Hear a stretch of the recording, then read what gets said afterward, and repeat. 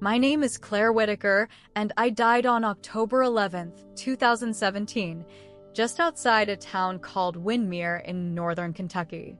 I was working as a dental assistant at the time, doing double shifts to help cover the last bit of my younger brother's college tuition. That day started like any other. I'd woken up with a sore back, barely enough sleep, and a prayer half mumbled over lukewarm coffee while driving. I was on my way to my sister Megan's house after work. She'd asked me to pick up some baby formula for my niece. I remember it being one of those dark, rainy evenings when the sky turns almost purple and everything feels just a little off. I was exhausted, nodding slightly at red lights, wiping fog from the inside of my windshield with the sleeve of my scrubs. That's the last thing I consciously remember, until everything went black. What I now know is that a large construction truck coming off a highway merged jackknifed into my lane. There wasn't even time to hit the brakes. I was declared dead at the scene, no heartbeat, for nearly 13 minutes. But death, I found, isn't sleep. It isn't darkness. It's a shift, a peeling away. I felt myself pulled, gently but quickly, like I was being sucked through the atmosphere, but without wind, without gravity. At first, I thought I was dreaming, maybe even hallucinating from the head trauma. But what dream makes you feel more awake than you've ever been in your entire life? I wasn't in my body anymore, but I was still me. There was no pain, no panic, just an overwhelming sense of awareness. Not like thinking. It was deeper than that. I knew, instantly and without question, that I wasn't on Earth.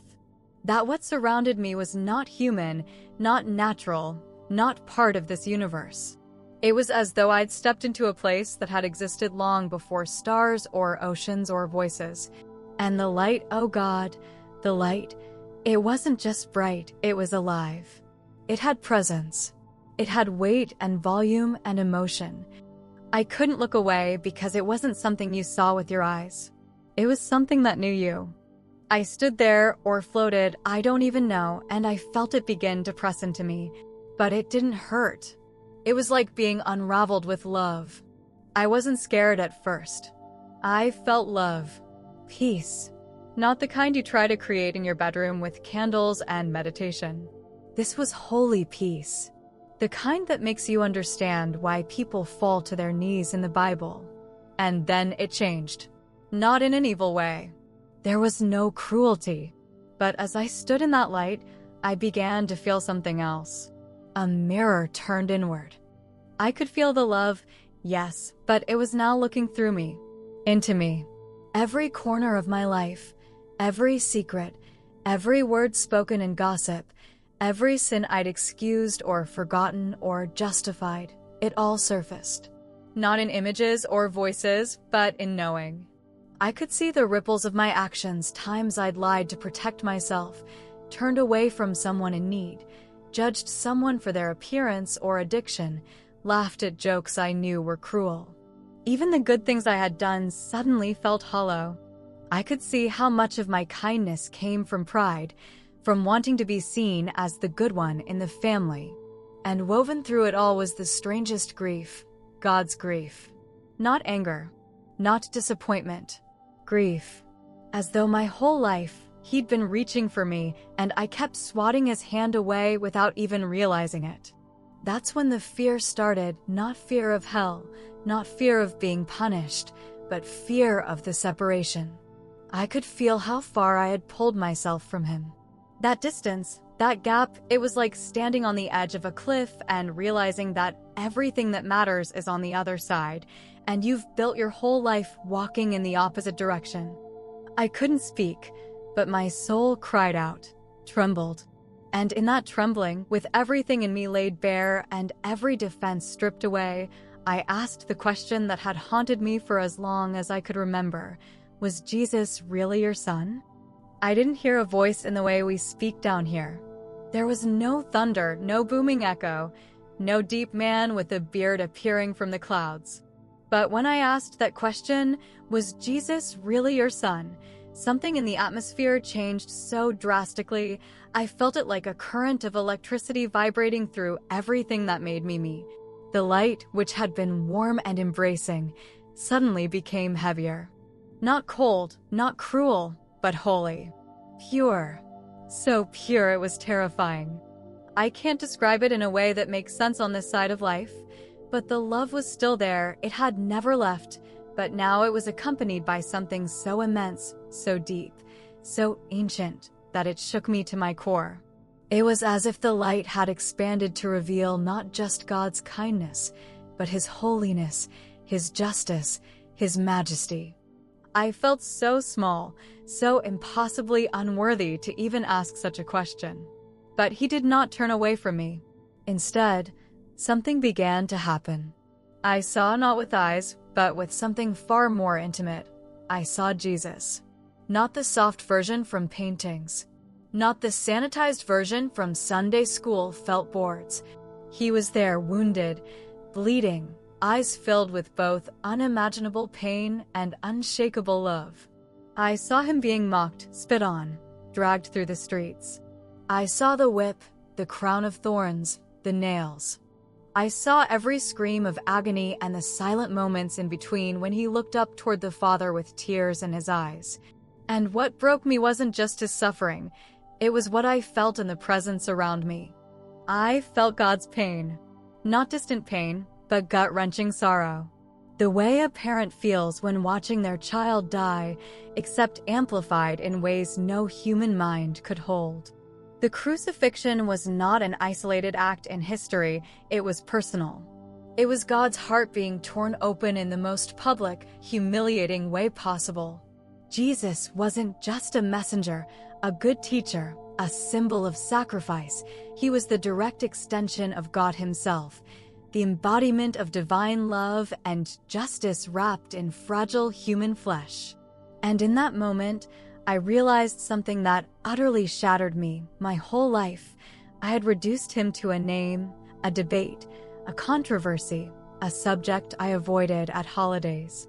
I had shrugged off Jesus as maybe real, or probably exaggerated, or just one path among many. And now, in the presence of the very being who had given me breath, I saw the insult in that. Not because God was ego-driven or angry, but because I had spent years ignoring the very bridge He built to reach me. And that bridge had a name: Jesus. Denying Him wasn't a neutral act. It wasn't casual. It was like slamming a door in God's face every time He knocked, and I had done it without even realizing what I was doing. And here's what terrified me the most. There was no ambiguity in what I was shown. No room for other interpretations. Jesus was not a son of God. He is the Son of God. The only one. The living, breathing, suffering proof that God loved this world so much, He stepped into it Himself. I didn't get to stand in that place and weigh my options or argue theology. There was no discussion about other religions or philosophies or loopholes. There was just truth, pure, undiluted, eternal truth. And the truth was Him, Jesus. My knees, if I even had them, gave way beneath me. I wept, not just in sorrow, but in realization that all along He had been there. In every moment of my life, in every ache, in every song that stirred something inside me, in every moment I stood under a starry sky and wondered if there was more, He had been there. Waiting, calling, bleeding, hoping I would turn around. And I hadn't. Not truly.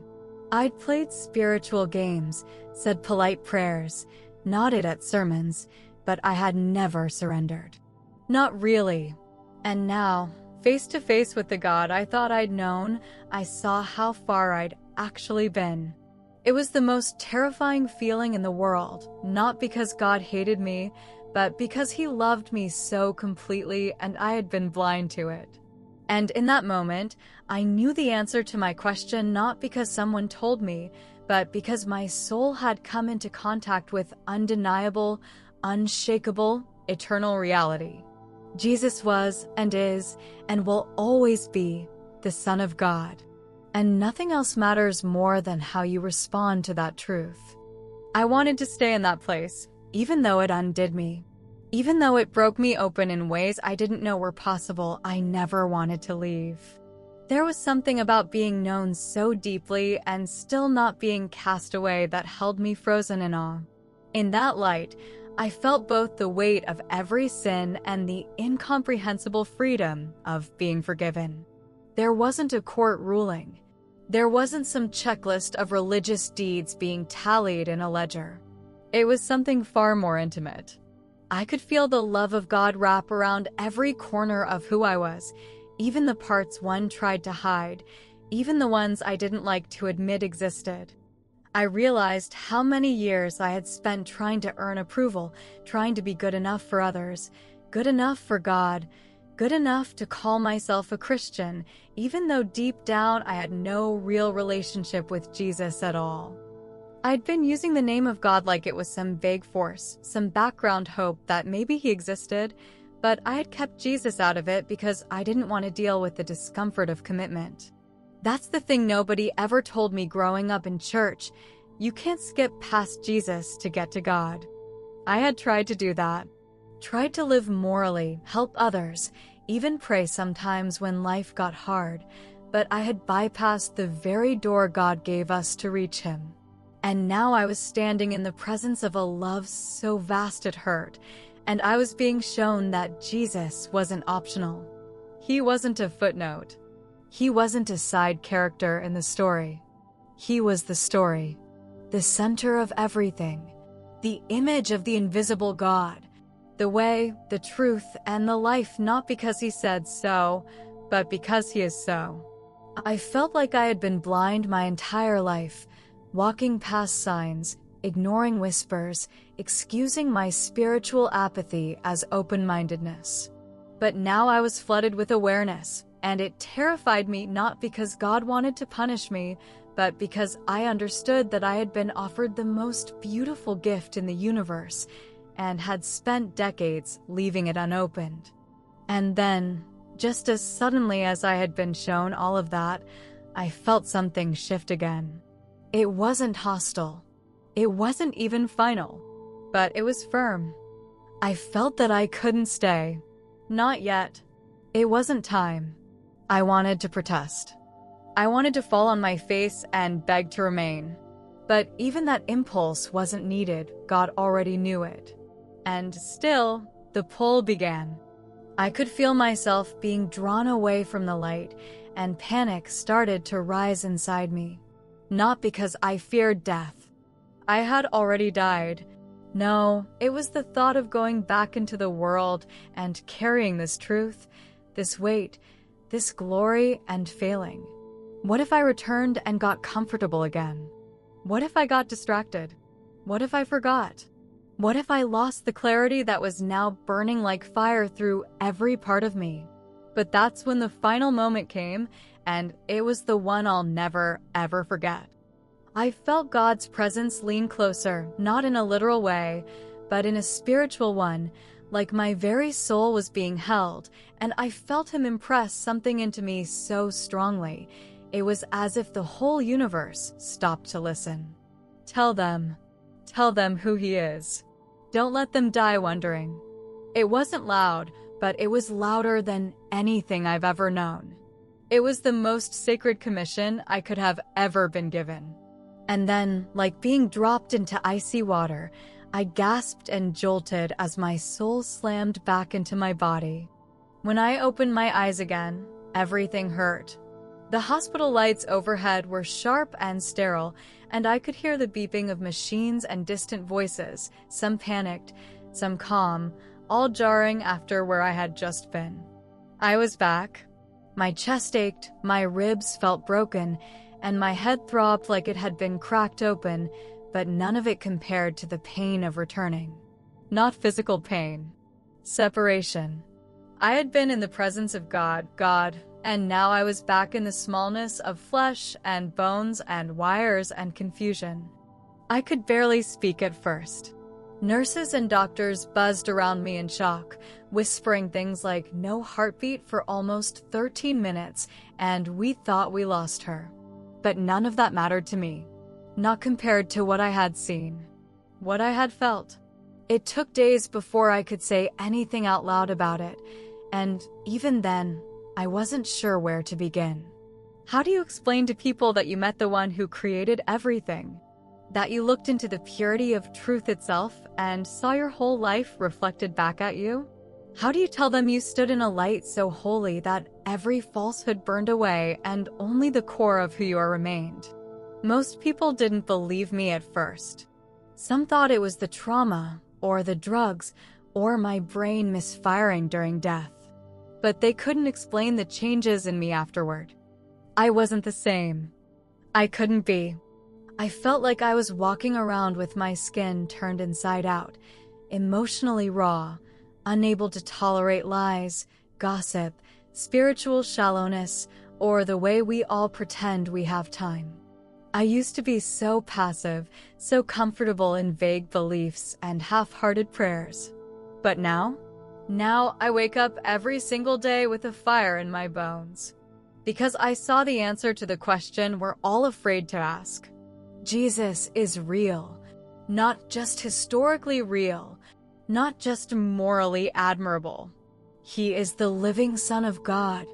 And the terrifying part, the part that haunts me when I see how numb this world has become, is that we only get so many chances to respond to him. The idea that we can reject Jesus our whole lives and still hope to stumble into heaven out of God's general goodness, that lie is keeping people from the truth that could save them. Because yes, God is love, but he is also holy. He is light, and in him there is no darkness. We cannot enter into that light apart from Jesus, not because God is excluding us, but because he already included us through Jesus, and we keep saying no. I learned in that place that the scariest thing isn't God's wrath. It's his sorrow. The way he loves us so deeply and watches us ignore him day after day. And the longer we wait, the colder our hearts become. That's why I'm telling this story. Not to scare you, not to get attention, but because I have to. He asked me to. And I can't be silent. You don't have to wait until you die to find out the truth. You don't have to wake up in eternity with regret burning through your soul. You don't have to carry your shame, your doubt, your distance any longer. Jesus already carried it for you. All he's asking is that you stop running and turn toward him. He'll meet you the rest of the way. I'm Claire Whitaker, and I died. But I came back to tell you this. Jesus is the Son of God. And everything depends on how you respond to him. Don't wait. Please, don't wait. If this story touched your heart, don't scroll away. Share it. Speak it. Turn your heart toward Jesus today. Click the subscribe button if you want to hear more true stories of people who've seen eternity. And remember, God isn't far away. He's closer than your next breath.